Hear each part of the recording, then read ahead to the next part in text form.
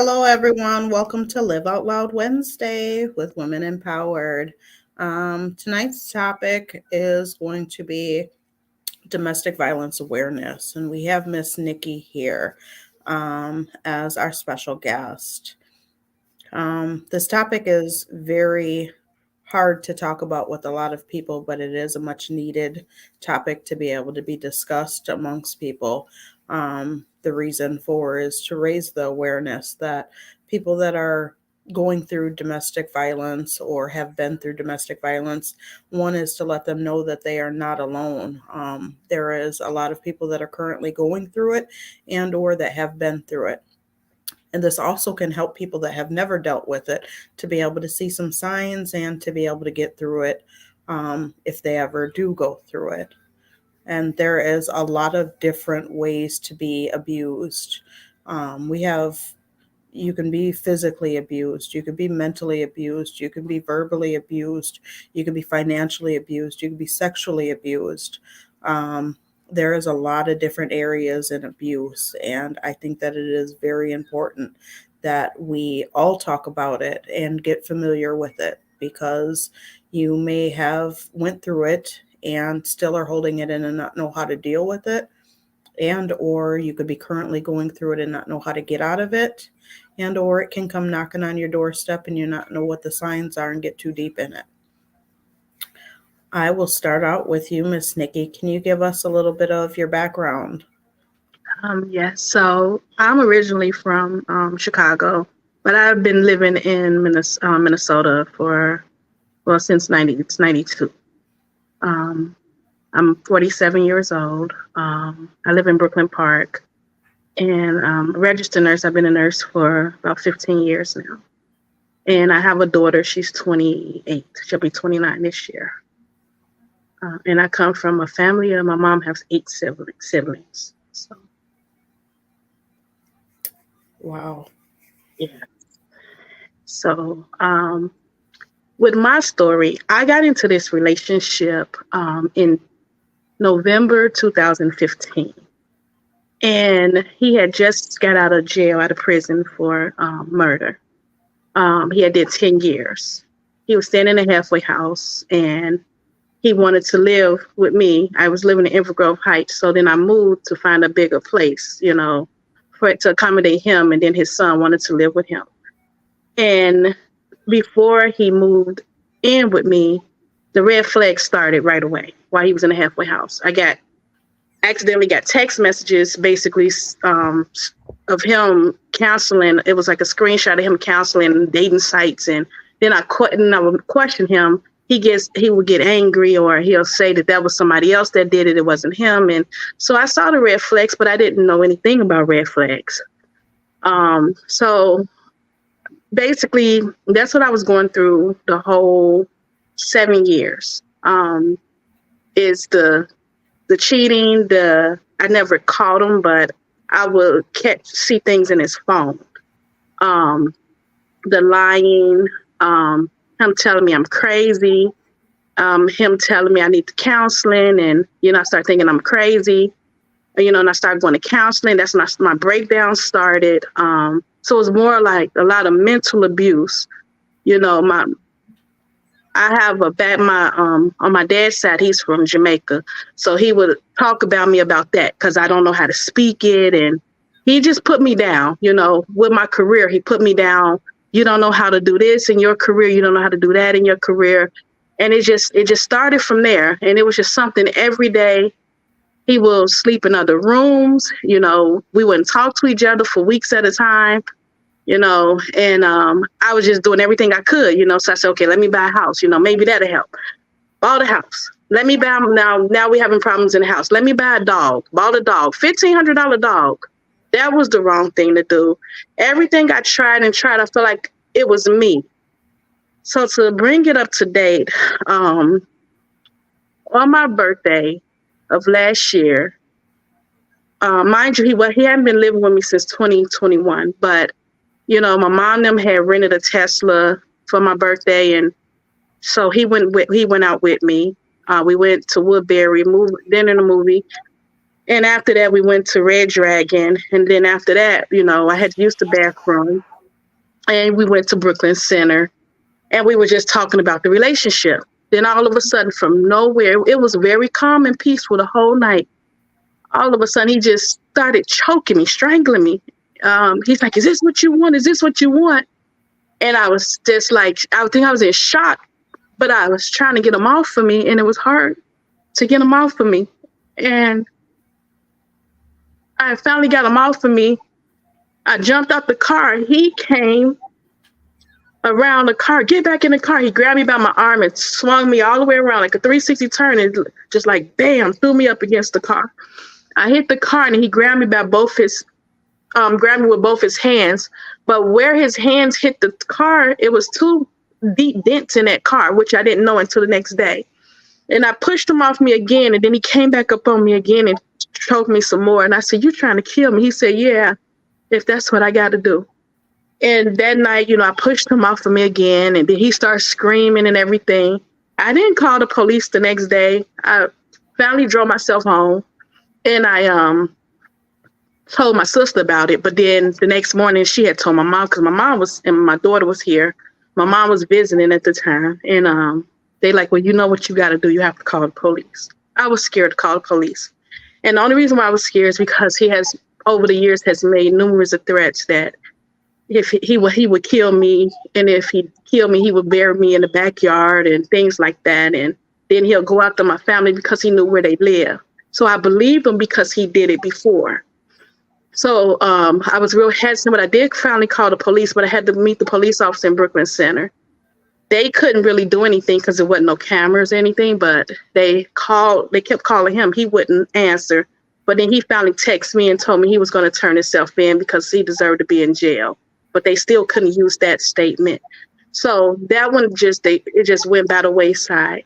And so he left and went to Mississippi for 2 weeks.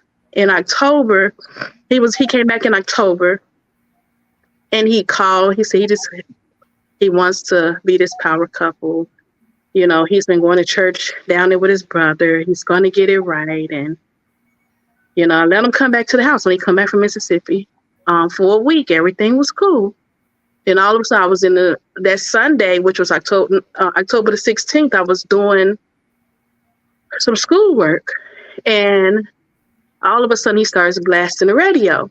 So then I tried to call his phone because I didn't want to get up from my computer. And he didn't answer. He hung up. He picked up and hung up. And so then I came in the living room, and then he just started screaming like, "You're not going to tell me what the fuck to do, and you and this and that, and you're not the boss of me, and I'm tired of trying to listen to what you want me to do. I'm going to do what I want to do." And he's just going off, and I didn't know what was going on because we were doing good that whole week, And I remember I just asked him, I said, "What's wrong? What's going on?" And I just want you to love me. He just kept saying, "I just want you to love me. I want to be put first." I said, "Well, do you want me to stop going to school or what?" And he's just like, "No, I don't want you to stop, but I just want to be put first. I want you to love me." And then he just started screaming, and I just kind of sat back. I kind of sat back at the counter at the chair, and he went in the room, and he got one of my guns, and he started came in the living room and started loading it up. And I asked him nicely, "Can you please put the gun away? I need it. And it's never been used, so it needs to be used." I said, "But where are you going to use it at? Can you put it away?" I said, "It's my gun. I bought it." "Oh, you bought every motherfucking thing. Everything yours." And he just started, some say, "Leave him alone." And I left him alone. I sat there and I watched him load it. And that was right around the time with that one lady was missing when her boyfriend took her, I think, to Arizona. And I think he had just announced that he was the one that killed his girlfriend. So he started asking me to take a trip with him to California. I said, "For what?" "To go see a cousin." "You don't have a cousin." I said, "I can't go. I have to work and I have clinicals." And he started cursing. He got angry. "That sound like bullshit. You full of shit and this and that. Well, we gonna go to Mississippi. You just came back from Mississippi." So then I didn't see anything else. I just left him alone. Then I went in the room. I was scared to call the police that day. I don't know why, but earlier that day I was scared to call the police. And then probably about maybe 45 minutes later, he brought the gun back in the room and put it in the closet. He said, and back in the safe. It's unloaded and back, and now it's back where you had it. And so he left and went to his apartment. And then he got back about 8:00, started blasting the music again. I didn't say anything though. And then about 9, 10 o'clock, he went to sleep. I went through his phone because I was wanting to know what was going on. I saw messages from, I didn't know where they were coming from, but I just saw these messages in his phone that he had already deleted, but it was in a trash can from like the beginning of the year up until now, asking, are you in St. Paul? Where you at? From different women. And I remember waking him up, asking him, who is these women texting you? And he went off. He started punching the wall. He started punching the bed. He started screaming in my face, and he ran around and jumped in my face. And I just turned my head to the side because I just knew he was just about to jump on me. And some said, don't say nothing. Don't even look at him. And he was just spitting in my face and just cursing me out. You so childish. You so stupid. You need to grow up and quit playing these motherfucking games. And kept punching the wall and going back and forth in the room and just storming. And I was just scared. I was just shaking, scared, say nothing. Finally, he laid down about midnight. He went to sleep. And then I laid there in the living room till about 1, 2 o'clock. I fell asleep, but I woke up at 4. And then I remember Googling the phone numbers. Each phone number I Googled take you to escort sites. I didn't say nothing. I didn't wake him up. I was just sitting in the living room shaking. And the only reason why I was so scared because he had a sister that died from AIDS, 2 sisters. He had a brother that died from AIDS. That brother was bisexual. And he had a brother-in-law that died from AIDS. So, and then his niece was just diagnosed with full-blown AIDS. Wasn't HIV, it was AIDS at 26. And so I was scared. I was just sitting on the couch shaking. I remember it was like 4 a.m. About 4:30, he came. And he came to the refrigerator. And I said, John, do you know that those numbers are from escort sites? And he escalated again. And some said, just go in the room. At the time, I got 2 guns. They were still in the box. Grab the guns and just leave. I went in the room, grabbed both of the boxes, and I came in the kitchen to get my coat. And right when I was going to go downstairs, he grabbed the gun out my hand. And I just ran out the door and called 911. And I remember driving down the street, and I sat in a cul-de-sac until the police came. And then they finally came. And I didn't know that it was a car parked behind me, but it was like 6 or 7 cars. And the officer was talking to me from the car, getting my statement. Then all of a sudden, he just ran down to the house. I didn't know what was going on, so I kind of put the car in reverse on accident and backed into the police car and all that stuff. But they were all down at the house. And basically, he came out the house with the gun, because it's on the Ring video, and with the bullets. But then when he saw the police out there, because they didn't have any lights on, he came back in the house. So on the Ring video, they were telling him to come back out the house. So he was refusing. So he finally came back out, but then he was refusing to allow them to arrest him and all of that. And then they pulled out the tasers. And so then he finally got arrested, and they put him in a car. And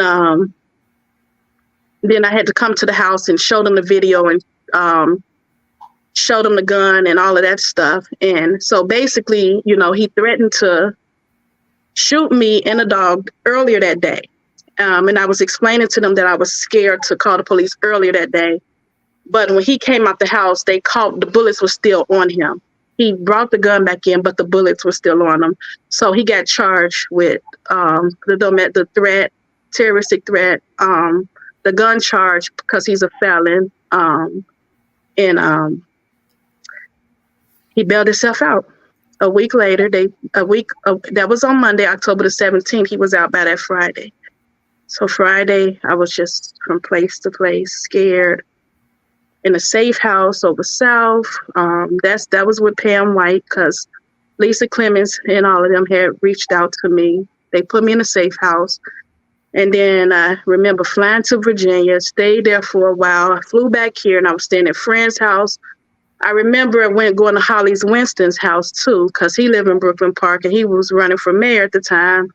And his wife opened the door, and they were trying to help me and everything to prevent him from getting bailing out. And they tried their best to get a hold of Keith Ellison, but they couldn't, and he had already bailed himself out. And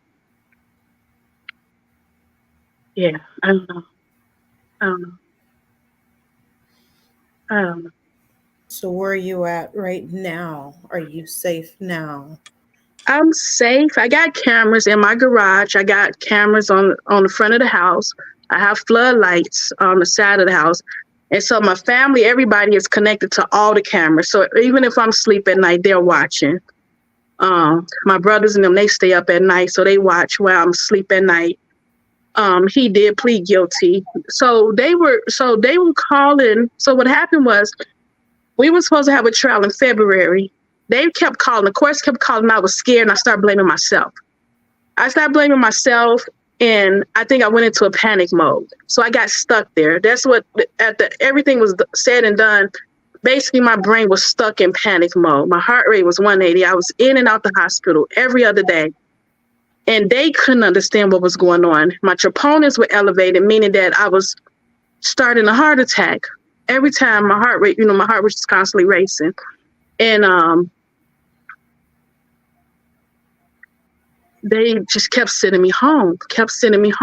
I didn't sleep for 6 weeks. I didn't eat for 6 weeks. I lost a lot of weight. Then I wound up on the mental health unit because I tried to commit suicide because I felt like I caused everything. And I was scared to testify, but the courts kept calling me. They was knocking on my doors, trying to serve me papers, and I just got scared. Because when he went to jail the first time in 2006, when he got out, he said that he was planning on killing his kid's mom and his best friend because they testified against him back then. So I was scared. And I thought it was my fault, and I blamed myself, and I just didn't want to live no more. But you know it wasn't your fault, right? I'm starting to realize it now, yes. That we can't control what other people do and how people react to certain things. That we only have control over our own self, how we react, what we Yes. do, what we say. And so you don't have control and power over anybody else to make them react the way that they're going to react. But what you do have power over is to know what you will and will not deal with. Yes. And nobody deserves to deal with anything like that. But I remember when Ebony told me, Nikki, you got to leave. You got to get out there. That was like 4 years ago, and I didn't listen. And So that played over and over in my head. it's okay though, Nikki, because you know what? Everybody else can want what they want for you. And Yes. until you want it and until you see it, none of the rest of it's going to matter. Yes.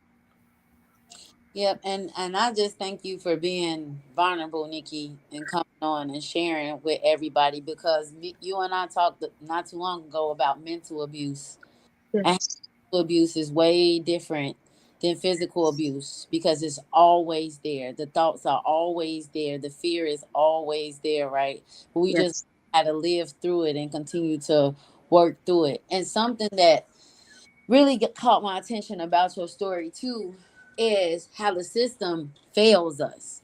You know what I'm saying? It's like I'm already traumatized by this person. I just want this to be over with. And instead of them helping you, right, they put more pressure on you. Well, you got to testify. You got to do this. You got to do that. Like, first of all, y'all put a person in jail and give them a bond so they can bond out and come and continue to torment me. A person that has already committed crimes like this Right. before. And then now you got this person, do your job. Don't come to me asking me to come get on the stand to do your job for you. I did my part. I called you because I needed help. And I go to bat. I'm in rooms all the time with boards and council people talking about this because it does not help victim survivors. It does not help us. It does not. It makes us not want to call the police, and that's what ends up having us dead because Yes. we trust the system. So I don't know. I'm sorry. I just got upset because I've been there. And I'm That's it. sorry That's that you have to go through that. You know what I'm saying? And there's so many other women that are going through it. You're not just traumatized from the abuse, but you're traumatized from the system too. Yes. Mhm. It's messed up. So I just love you, and I'm happy that you're able to talk about it because it's going to save somebody's life. And God didn't allow you to go through all that stuff just for you to go through it. You're stronger, your voice is louder, and you're breaking chains off other people, and you break chains off of yourself. So you should be proud of yourself. We all done been through that thought process. Oh, well, maybe it's my fault. Because we end up in these situations, and it's like, what is it about myself that caused this to happen? Yes. Right? Don't Or say how come I don't deserve better? And, exactly. and we do deserve better. You do deserve better. Absolutely. Yep. You know, Nikki, when I asked you yesterday morning if you would come on here and do this, I did not expect you to say yes. I had really wanted to ask you. So what I do is I prepare my mind, like what's next, right? So what are we going to do next? And so who can we have on that is strong enough to tell their story? Who can we have on that is strong enough to share? And I didn't know if you fit that profile slash criteria or whatever, because I know that this has been extremely painful for you. But I said to myself, I was going to pray about it and think about it. I think it was the night before last, so not yesterday, but the night before, I was on the prayer line and I heard you speak, and you had so much power and so much energy and just strength. And something said to me, oh, she's ready. And so when I called you yesterday and I asked you, I think the first thing, and I call you about 5 in the morning, 6 in the morning, early. I said, I'm sorry, it's early, but I got to ask you. Yes. And Yes. I said, you could say no. That Yeah. was the first thing I said. And when you said yes, I was elated because I feel like you have grown so much in such a short period of time from where you were even in March. I remember being on a prayer line with you in March when we were just starting out with prayer line.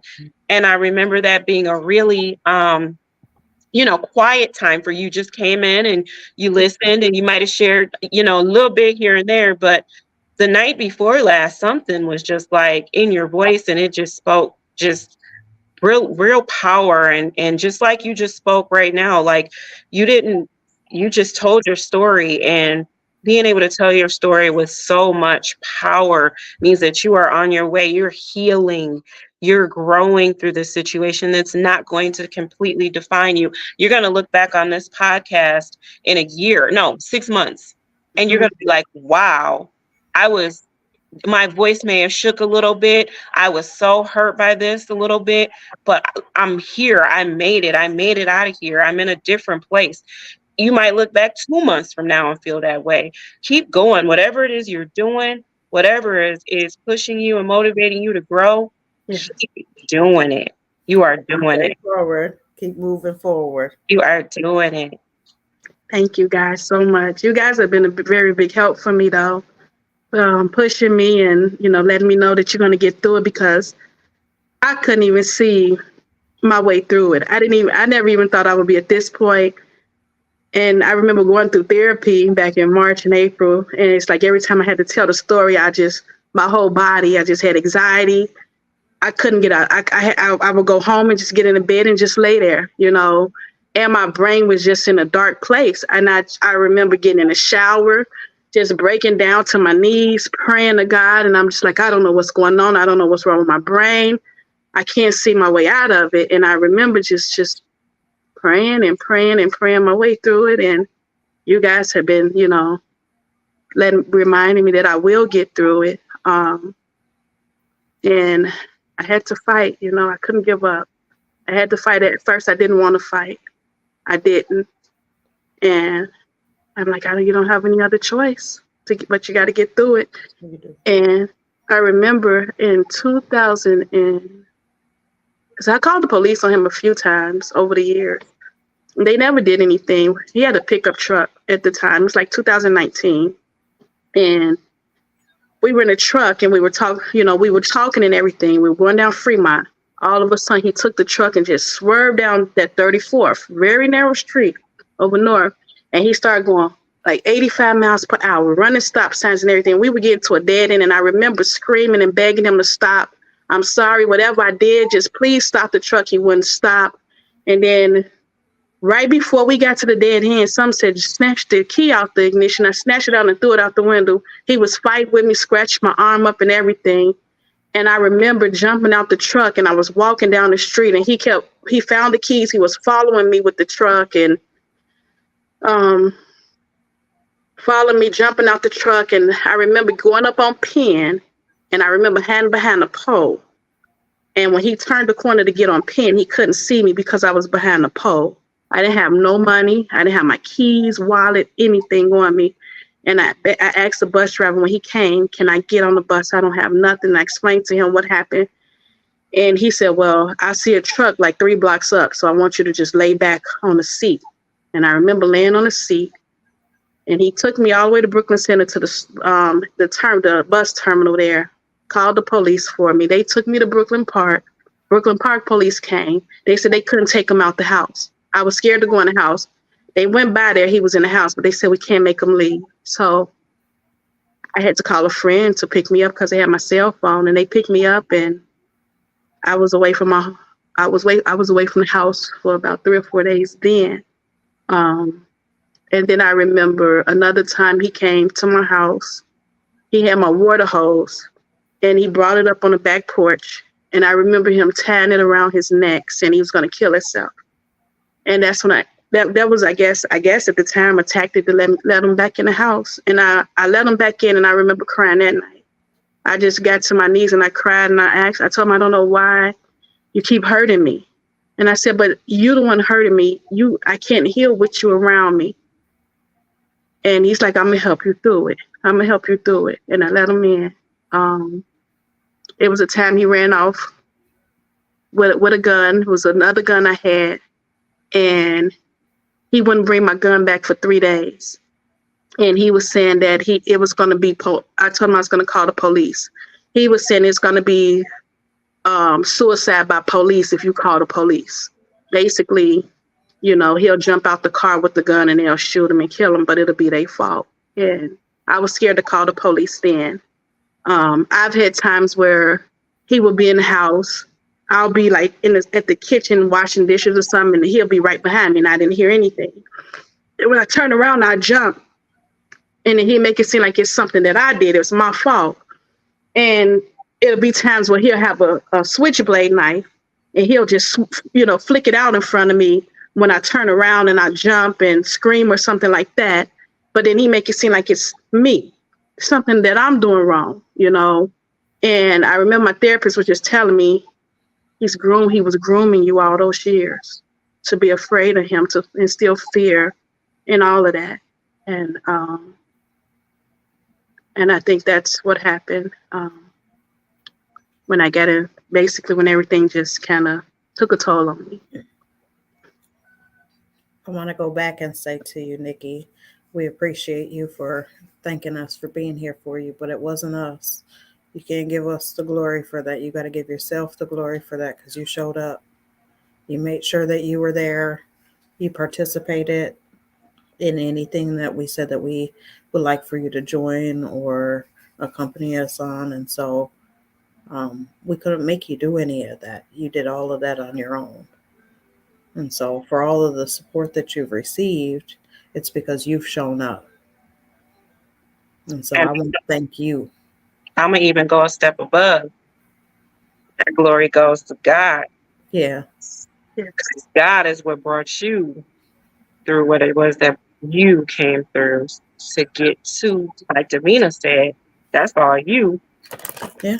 And he gave you the strength and he put support in your path. And it was up to you to utilize the tools that he gave you. Amen. Amen. Yes, ma'am. I have to ask, because this is all still so fresh for you. It's not a situation that's been, I mean, what has it been? Maybe, you said it was a year, pretty much this October will be a year. Yes. How are you feeling when it comes to your strength in that situation? So, like, as far as like him, like, how are you feeling in regards to your your feelings about how you've moved past the relationship since then? Like, are you confident in yourself? Where are you at with that level of development for yourself? I know back in when I got out the hospital in March, it was hard because he was constantly in my dreams. I was missing him. I wanted to reach out to him. And I remember he did call me in April, though. And when he called me, it was like 6:53 in the morning. I answered the phone because I didn't know the phone number that he was calling me from. And he was being very demanding and forceful. And I just hung up. And I remember reporting it to the police. And they did arrest him again. So around that time when I was missing him and everything, but when I got that call, that fear came up in me again. And so I think that kind of helped me not want to be with him because I can't be with somebody that I'm fearful of.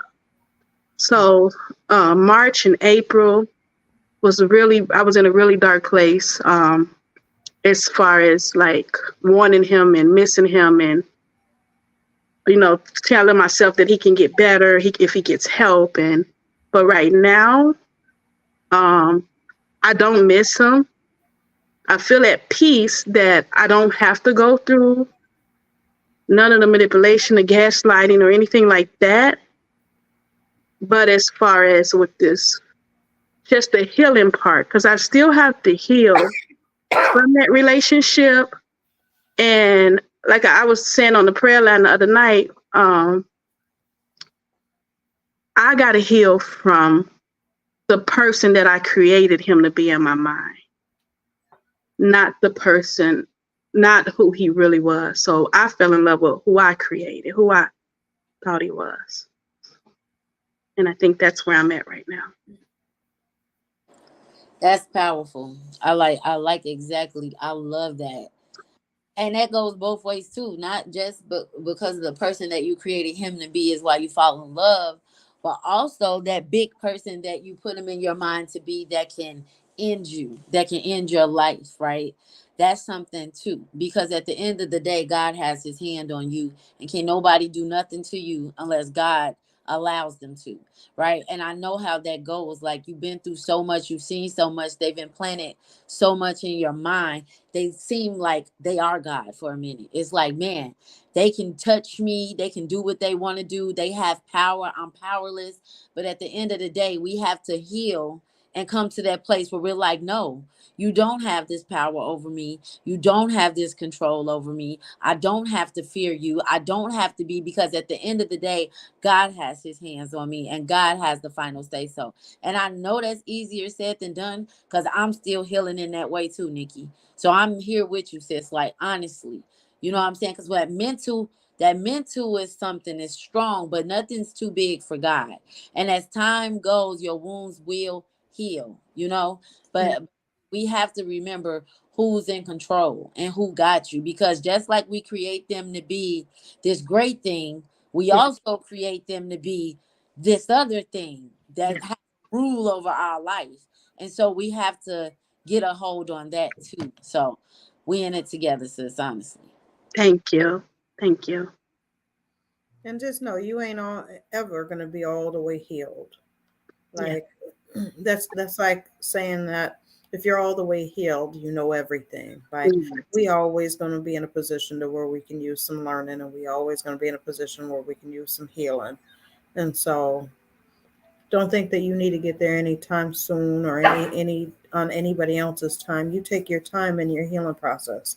Only you know what you need when it comes down to your healing. Yes. That reminds me of something I was going to say. When I used to try to explain to people what domestic violence does to a woman, or a person, I should say. It's like breaking a glass Mm-hmm. and gluing it back together. Regardless of if you think you got all of those pieces back together, there's always going to be some slight sight that it was broken. It will never be perfect again. So don't ever feel as though you need to be back 100. Yeah. Take your time. We all have different healing processes, and everything that happened to you does not define who you are. Not at all. You are a superwoman. You are amazing. And anything you went through does not change any of that. Then you are not a victim, you are a survivor. Yes. Thank you. I remember just recently, it's just like asking God, like, what was the reason that I went through this, you know? So I'm still trying to figure that piece out. Well, stop trying to figure that out.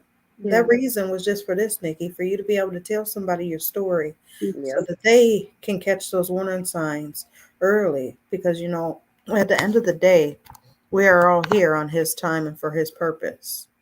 And only he gets to say when it is that we're going to go. Can't nobody take us out before then, and we ain't staying after them. He knows when it is that he's coming to get us, Yeah. but somebody else might be on that track and on his time frame a little bit earlier, and they might hear your story, and you might be able to seal their fate that they get to go out in a different kind of way. Yes. They might be in a domestic relationship and it might be getting ugly, and they might be able to get up out of that. And so, when you think of all the different ways that you can go, we can't dictate when it is that we're going to go, but we can kind of play a little bit of hand in how it is. Yeah, because I remember when I got out of surgery on March the 20th of this year, and I remember right before I went to surgery, the doctor said, we don't know if you hit your jugular vein or not, but, it's a possibility you could be paralyzed. And I remember, and I went to sleep right after that. And I remember when I woke up, and I woke up in a recovery room, and the nurse said everything went fine. And all we had to do was just clean it up and suture it back up. And I remember right there, and I said, God, have something for me to do. He do. Because I made it through. And you're doing it right now as you're telling people what it is that you've been through. Yeah. And what it is that it causes. Because, we always talk about what it is that somebody else done did to us. Yes. Mentally and or physically, but we don't talk about the aftermath of that. Yes. And how it is that others can perceive that might not have known. Somebody can walk into your life after the fact of the relationship is over and you survive that. Now he's gone, but you're still healing and you still have some parts of you that is broken. And so for you to just, have some triggers or, some breakdowns and stuff, one that don't know you could think of, like, oh, she crazy or oh, she's weak. And no, that's not how we should look at each other. If somebody walks past another person and or is talking to another person and we see that person breaking down, we should be there to uplift that person, not be trying to, pass judgment on that person. Like, everybody's going through something, regardless of whatever it is. But you should never feel bad for you breaking down. You should never feel ashamed for you breaking down. That actually is part of your healing too, Nikki. So cry, let it out. Talk about it, let it out. Break down. You are a woman first and foremost. You are able to be able to be vulnerable. But even for men, like, we're humans. We're built off of emotion. If you feel like breaking down, break down. Let it out. It's better to let it out than keep it in. Yes. Thank you. Nikki, I think you may benefit from joining Empowered Approach sometimes with Davina, just to get some more of that one-on-one deepness that you may feel, that heaviness sometimes lifted. I think that's something that you may want to look at joining sometimes. And I would love for you to join Empowered Approach. I be thinking about it too. Then I be scared, and then I'm I gonna say, start okay, I'm gonna calling you call. now. Then I be scared. Don't be I'm gonna start scared. calling you. You don't have to call me. I'm gonna start calling you like, hey, what's going on? You know, Nikki, you and I, so you got into this abusive relationship in 2015, right? Yes. You were not in an abusive relationship prior to this, right? No. Do you know that our souls aligned? Do you know that you handed me your keys when you moved out of Parkview? I remember that. Yes. Did you know that I was being abused at that time, I Nikki? didn't know. But to know now, and you know that our souls aligned way before we even were supposed to know one another. We swapped hands and I swapped keys. So from one woman that was going through being abused at that time, and you are a woman who had never even, you were just entering in it, and I was about to come up out of it. And then look how we full circle. I don't even know how we connected, but God does things, right? And I feel like you've been in my life since you called. I don't even know where you called me came from, but it wasn't from that meeting. It wasn't like we talked at all in that exchange. So I'm very grateful to be able to be here with you. What is it, 8 years later, 9 years later almost now? Yeah. It's this is amazing, and I can't wait to see where you go and how you grow and just where you take off from, because you are just I see it, like I said months ago, a few years back when we met for coffee. Like, you're just in a really good place. And again, just, we're here to support you. Like I said, Empowered Approach, you're on prayer line pretty much every day, on either one or the other. You're on there. You come into events, you're coming outside, like you're coming out on podcasts with us. Like, you're just blossoming, and keep doing that, keep growing, keep elevating. Thank And don't you. ever let anybody dim your tender soul, because you are such a tender soul. Yeah. And I love that about you. So do not let anybody steal that, dim that, or take that away, okay? You Okay. always just be you. Thank And you. best is yet to come, Nikki. You don't even know. Your You don't. days is still ahead of you. You ain't even seen it yet. Like it only gets better. Thank you. And too, Nikki, you know what you do got? The superpower you have now is now you see what it walking look like. And so as soon as that red light come on, you Yeah. you know now to say, nope, sorry, I'm out, and be Abort, gone. abort, abort, abort. You have now a superpower that nobody else knows what your superpower is, and they cannot tap into it, nobody but you. As Yeah. soon as you see a certain sign, Yes. like, pew, I'm out of here. All Like, right. Right now, I'm scared of men right now. So, don't let that let you be scared of men, because there's some good men out here. So yeah. don't let that scare you off. You just now when your gut is telling you something, to listen to it. Yep. When things aren't right and somebody isn't building you, gotta go. Yeah. Yeah. That must be my question to you, Nikki. What would be one takeaway, if there is a woman who may be in the beginning stages of dating someone, or even just starting to date, and they need to know what to look out for? What would be a takeaway you would want them to know? Yes. If they start telling you, oh, I love you, I pray for you, you the woman of my life, and they want to hurry up and move in with you, if they rush and everything, that's a red flag right there. And that's what I missed. Yep. When they move in so fast, within 3-4 months, they moving really fast, that's a red flag. Yeah, I can agree with that. Seal the deal before you figure out who they really is. They Yeah. try to hurry up, get in real quick before they side. Because I can't hold this monster inside this I can't costume hold too this man long. too long. Yep. So I gotta get in That's the the house Jekyll and today. Hyde. Right, the Jekyll and Hyde. Yeah. I mean, and then I saw it like with how he would react with people on the street and stuff, but it never came out towards me until last year. Is when he started lashing out at me. Well, when you see it, even when somebody is doing it to others, they will do it to you too. That part. That So part. That And part. And his kid's mom did tell me in 25th, was it 2015? 2016. 2016 when I was moving out in Emerald Grove Heights. She said he's gonna do to you what he did to me. And me, and when I think about it now, I felt like I was being so arrogant, like no, it was not gonna happen to me. There was an arrogance there. And I didn't listen. And I remember I was telling my therapist about it, and she was just like, yeah, when women tell us something, we don't listen to the other woman, and we look down on the other woman, or we think it's the other woman's fault, and we believe that man. And over the years, I started learning, like through his family, his nieces started reaching out to me, telling me, yeah, you know, he shot his first kid's mom in the leg, but he didn't get in trouble for that because she didn't tell the police.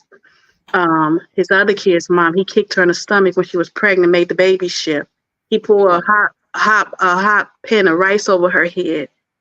He broke a mirror in the house and she told me he drug her through the mirror, through the glass, and yeah.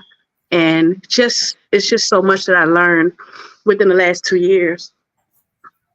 So let me ask you something. Has he ever like held himself accountable for anything that he's done?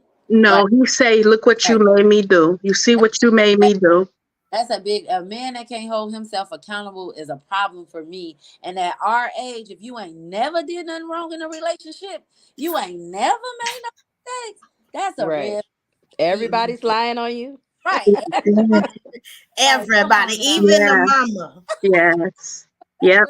And I remember his sister, may God, may her soul rest in peace.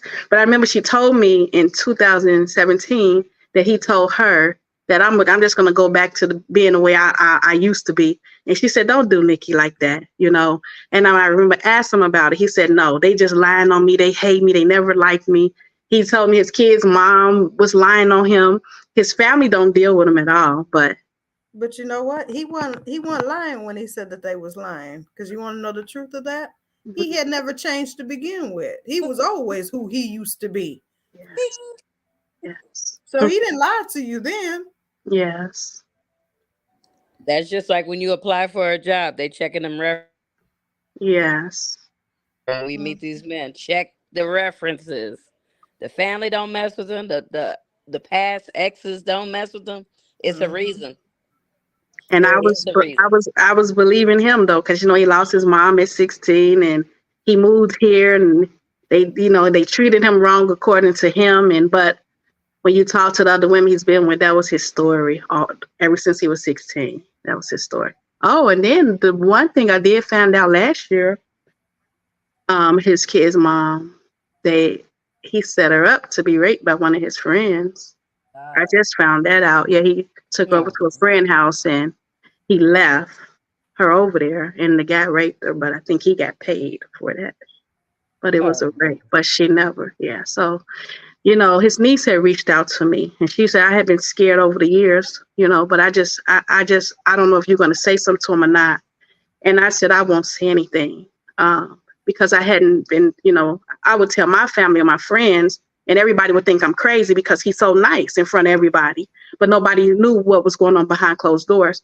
So when I talked to her for the first time, she said, "Oh, we know who he is. You're not crazy. You're not tripping." And every week she would send me, "You don't want to end up like this.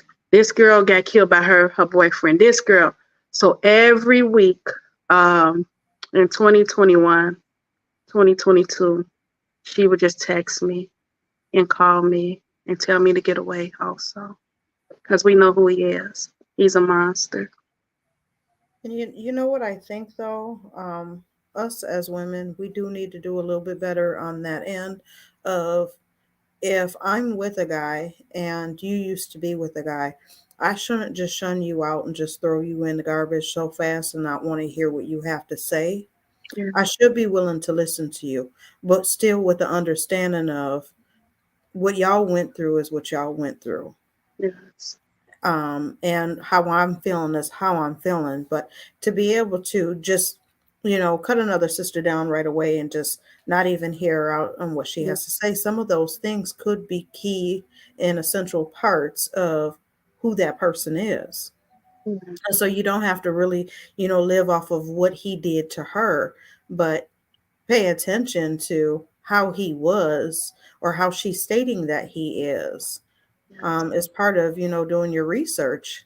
When we start to be with somebody that has past exes, yes, those exes are exes for a reason. And sometimes, they probably aren't saying all of what it is or the parts that they played in that as well. Because, we all are at fault of that. And so when we're trying to describe this horrible man, he could just be that. But if I was with him and he was just that to me, then he's just that to me. But if he wasn't abusing me in any type of way, and I'm just calling you just to tell you that he's a no good, SOB, then it is what it is. But if I'm calling you to warn you, we should be able to listen to one another on that, because that could be very key. And that's what I learned out of all of this also. To be the man. The man try to make it seem like everybody lying on him. Everybody treated him bad and he was so great. That's what they do. And they get in a woman's head and you start looking like an opponent versus a sister or a woman Yes. to look out for you. You know what I'm saying? Yeah. And sad, but that's the world that we live in. Somebody started dating your ex, they don't know anything about you, but everything that comes out your mouth is now invalid, and everything that come out that man mouth is the facts. Yeah. Um, And two, it highlights that man. Some men love for two women to be wrestling over him. absolutely. Like, I ain't entertaining that. She gonna be my home girl. We gonna go and kick Oh, it. sweetie, he's my ex, sweetie. Yeah, we going to kick it. We gonna have us a drink or something. We doing something together. I'm good. I have no reason to make you my enemy. Right, right. So But we got to normalize that. we do. Yep. True. We're sisters. We're supposed to always uplift one another. Absolutely. Yes.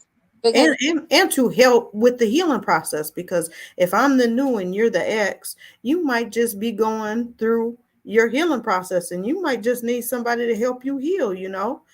He might have did you wrong and I'm in a different space with him, but I should be able to be there to help you heal and get over that. Yes. When she found out all of this, she did. We talked and she cried and she said, Nikki, I still have nightmares. And that's been since he got locked up in 2006. She said, when I knew he was getting out of jail, she said she was scared. And she went and got a restraining order. Um, I found out she got a restraining order probably about a year and a half ago because he was harassing her. So I don't know if he really was trying to kill her. I don't know, but he was plotting when he got out. He said he was plotting. But she said she was having nightmares and everything, but she cried. She cried on the phone. She said, Nikki, I used to pray for you all the time. She said, I didn't know. She said, I used to tell God, I don't know how she's laying up with him over there this whole time. So. And a person that don't care about themselves, they can't care about you. And I had this just like, if they don't love themselves, how do you expect them to love you? And how a person don't love themselves is how they treat themselves. They don't care about spending their life in jail. They don't care about using drugs, getting drunk, having any ambitions or being about anything in life. You know what I mean? Like that just lets you know, like this person don't value their own life. Why would they value mine? You know what I mean? And we have to I don't know who said, I think it was maybe Davina. Somebody said it like, we have to do a better job at that. Now, I'm a firm believer in change because I know the 360 that my life done took. So I always, always, always believe that anybody can change. But what your mouth say and what your actions do is critical that they add up, especially when you got a shaky past, right? If I know you to be something that you used to be, or you used to be something, I can believe you can be different than that, but your action's gonna have to show me that, right? Because your mouth can say a whole lot. And that's just like, as women, we are empaths. We want to believe the best for people. We're nurturers, right? We think about ourselves. Everybody ain't us though. And everybody don't move like we move and don't care like we care. So we have to look at, that's a big red flag. If a person don't have no ambitions for themselves, if they mistreat their own body, if they don't care about their own well-being, how can we honestly expect for them to care about us? No matter how much they say, oh, I love you, I'm nothing without you, I die without you, you will die with me too. Yeah. you will kill me. You understand? I don't need that type of love. That type of what that ain't even love. I don't know what that is. I don't need it. It ain't love. None of us need it, but I think it's something that we have to be mindful of. And it took me to get this many years old to even think about that, because I used to think it was cute. Somebody out in the street knock somebody out. He don't care if this person pull out a gun and shoot him. Somebody, selling drugs all day, like they get locked up, go to jail. They don't care. They value is in how much money they made. They don't care about they self. They care about the dollar amount.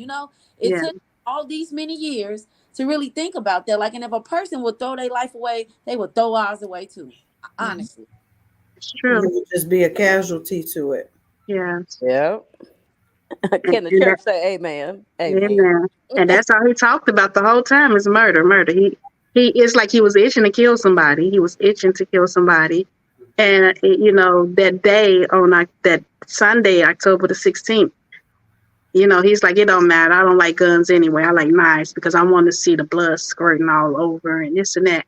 Because I guess when he killed that guy in 2006, he left the scene and he came back with the little toothpick knife or whatever they call them things. A little knife is a little skinny knife. And he went up behind him and hit him in the neck. And the guy bled to death and died. And they said he had blood all over him. His family and his kid's mom said he had blood all over him. And I remember when he claims that he doesn't remember the story. He don't remember what happened. But he said he remembered driving in a car and he looked over. It was like somebody sitting in a seat, like a spirit or something sitting in the next seat with him. I don't know. It's just weird. it sounds demonic. You know what I'm saying? It sounds very demonic to me. Okay. Yeah. Because I believe that happens to people too. Yeah. But yeah, they have to deal with what they done. Mm-hmm. Especially when you do something to that extent. Yeah. Because should nobody be out here trying to take anybody else's life? That is God for him to be able to judge and whatever it is that he sees fit on somebody. Shouldn't nobody else be out here playing as if they is him? Right. Yeah. Amen. But thank God he pulled you out and pulled you through, and you got a story to share and tell other people. And He gave you a voice. you're going to save somebody, and your strength and your faith. And it brought you through something that you probably thought you could have never survived. And I always say that to people too. Don't let nobody ever make you feel bad about what you've been through, Nikki, because what you've been through would have killed somebody else. It's somebody else that would have been like, you know what, this is just too much. You know what I'm saying? So be proud of yourself. The world has its outlooks on things. You don't do this, you don't tell, you do what you need to do to save your life, because the next person gonna do what they need to do to save theirs. Yes. Period. And I'm And too, Nikki, it could be anything. It could be somebody is watching this and they in a position to be able to change some laws, and they heard the fact that you feel as if the police didn't help. They don't. And and that they need to know that too. Yes. That in any certain situations, laws need to be able to be changed. Yes. I know he did plead guilty though, but he go back November the 1st for sentencing. But there's a tactic to that because now he's putting himself at the mercy of the judge to give him a lesser sentence. But and you just show up. I have to write a victim impact statement. It's no trial no more because he pled guilty. He didn't take the plea. He pled guilty. So I don't even have to go to the sentencing or speak or anything. Just write a victim impact statement. But the probation office is supposed to call me a couple of days before November the 1st. I would start writing that now, though, Nikki. I was going to start this weekend. I talked to the advocate today, and I'm going to write it this weekend because she asked me about it. And then she let me know that the probation officer is going to call me a few days before to ask me how much time do I think he should get, because they're going to get that to the judge also. And she said, just tell him everything that you told me, let him know. And then she said, and also the judge will take into consideration what I tell them, my victim impact statement, and his prior history. Mm-hmm. But in that victim impact statement, Nikki, you need to let them know that here we are a year later, and I'm still Yeah. going through this. That this has not just affected me for a month until he was out of my life. This didn't affect me just 6 months, and now the wind has blown and it's over. No, to the extent of what it is, like that's a huge extent for you to have cameras in your house and for people to be looking out for you and all of that. You get what I'm saying? Like that's not normal day-to-day life. Yeah. No, that's somebody that has been through something. And so it's not just because the relationship is done and he might not be, back in your face or seeing you on a daily basis, but that this is causing other things. Yes. And even so, of with the whole your doctor situation, this has caused that as well. Yep. And so you still are living in that, even though you're not in it, you're still living in it. So I'm And gonna make a suggestion that you connect with you on Empowered Approach so that you can help you maybe even write it. yes, Mm, thank you. and I It's will do just a suggestion. that. Yes. That sounds good. Thank Because you. you still are affected by this, and God knows how long you're going to really be affected by it. It may take years for you to fully like get to the extent to where it's no longer affecting you. You'll never be healed from it, but how long will it affect you? Yeah. Because I still have breakdowns probably every other day. Hmm. I went back to work. I've been back to work for maybe about 5 weeks now, but I'm still jumpy. One of my managers came in and she was behind me and I jumped. So I'm still jumpy. I'm still jumpy. Um, the anxiety is not that bad no more like it was. But before I was just like walking around with just like anxiety constantly. It just never went away. Um, 2 days ago, I just started being able to go to sleep on my own without any medication. But the jumpiness and the fear, is still there a little bit. So I'm still working on that right now too. So And don't be afraid to tell people that, are like, what the hell she jumping for? To tell them, like, I've been through some stuff and I'm sorry. That's a trigger for me. yes, yes, For you to come sneaking up behind me, please announce yourself when you're walking up behind me yeah, because I have triggers. It's okay for you to let people know what your triggers are. And part of that is you acknowledging that you even have triggers. yes. Well, any takeaways we have from the discussion today? Anything, Nikki or Ebony, Davina, Veronica, anybody, if somebody is just now watching this or watching the recording, that you would want them to know um, just from watching this? I would say, if an ex is reaching out to you, please take heed because 95%, 98% of the time, it's not because she's jealous of your relationship or she want him back. She's probably going to save your life. Mhm. I would say, as women, we need to set boundaries and we need to stand on them. That's just that. Like, before you start dating, you need to know what you go for, what you don't go for, Mhm. what triggers you, what bothers you, what re traumatizes you, and don't let up. I would say take your time. There's no reason to rush into anything. 9 times out of 10, it takes about 6 months for somebody to start to remove their mask. 6 months to a year.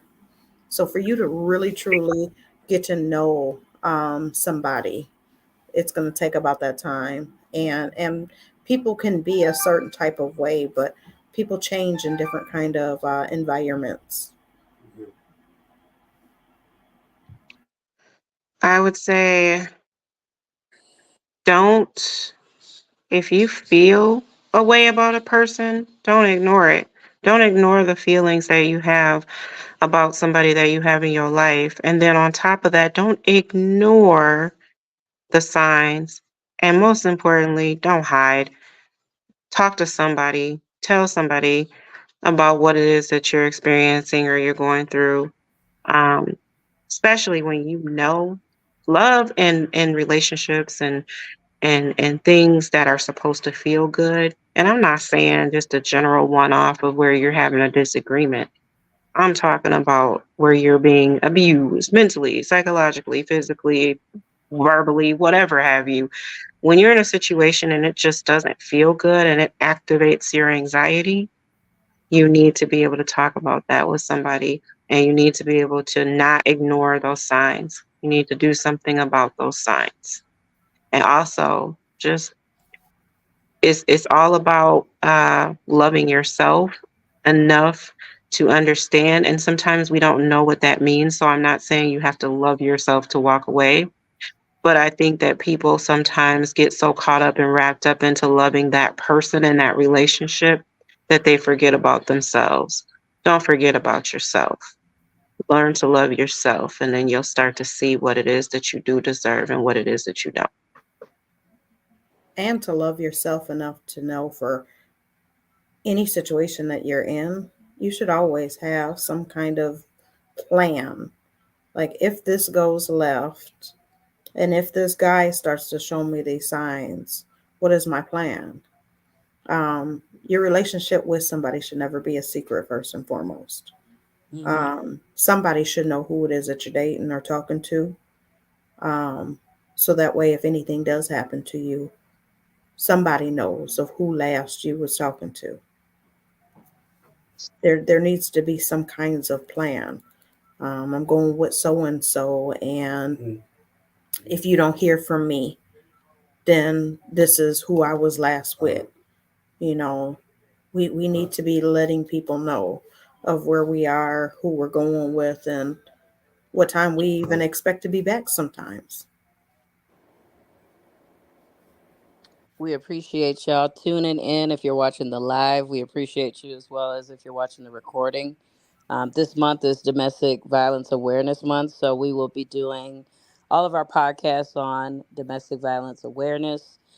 If you are someone or know someone who is in a domestic violence situation, we do have a text only line, which is 507-782-0075, and we will be able to connect you with resources. We do have a lot of resources with domestic violence shelters and safety plans that we can help you arrange. So please reach out to us. We are all definitely available. Yes. Thank you, everybody, for joining us. And I think our next podcast is next week, right? Yep. Same bad time, same bad place. Thank you, guys. Thank you for having me. Thank you for coming, Nikki. We really appreciate you, and we love you. I love you Thank guys too. you. Love Have a you. good Love night. you too. Good night. Bye. Bye. Bye-bye.